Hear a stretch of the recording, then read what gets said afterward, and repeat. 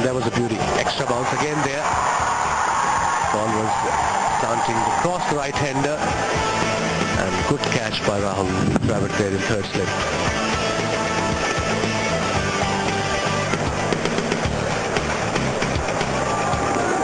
And this morning, Ian, we saw an exhibition of seam bowling from young Ishant Sharma. He was superb in the morning session.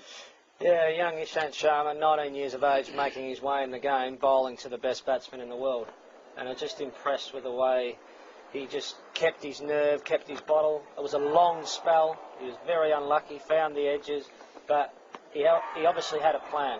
And the plan was to keep hitting a good area just outside off stump. And when we spoke about it earlier, how he had the ball coming back in to Ricky Ponting. And he knew that he had him in the first innings with the ball going away, and he knew if he just kept putting it around the off stump, if it come back in, fantastic.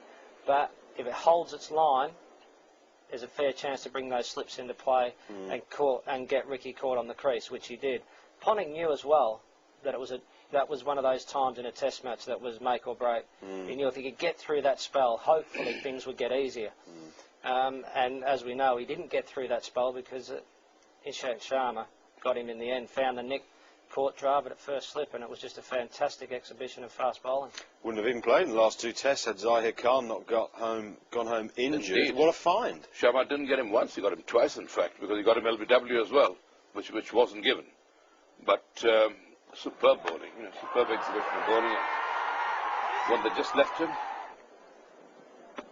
Majority of the deliveries had gone into Ricky Ponting, and that one just held up. And I guess if you're being critical of someone as talented and his record is so good, Ricky Ponting, if you're going to be one little criticism of his technique, it's just that area outside off stump, and he seems to be able to attack it.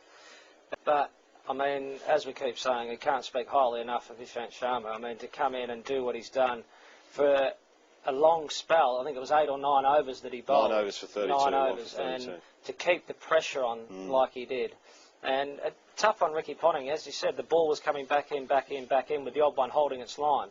And in the end, he was good enough to nick one because it was fantastic bowling. Ponting couldn't adjust to him, could he? He just couldn't cope with it. Sharma was getting the better of him all the time.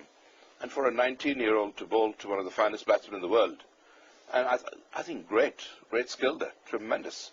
Hugely impressive and hugely talented, and a big future ahead of Ishant Sharma, assuming he can stay fit, which is what you say about all fast bowlers these days. Taken! That was the wicket they wanted. He said, "Ek aur karega." Ishant said, "Haan, karunga." They've got their man.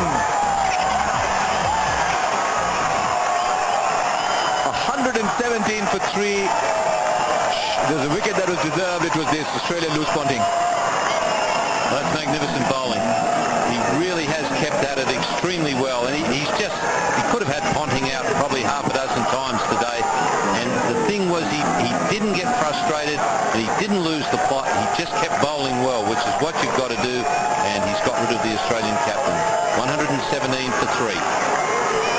A beautiful outside edge once again, angled in, straightened up. Ponting caught by Tendul. Bowled him! Ishant Sharma is top class. Off stump is flattened, and Ricky Ponting begins a long and dismal journey back to the pavilion. Ricky Ponting and Michael Hussey are also unable to hold guard for long. It's Harbhajan Singh and Ishant Sharma who grab a piece each. A bit of an inside edge on that. Now slowly the finger comes up, then up it goes. Ricky Ponting has to go. Ishant Sharma gets his man. Umpire Rudy Coutson favouring the bowler. And yes, confirmation, top of middle stump. So Ricky Ponting, as a judge.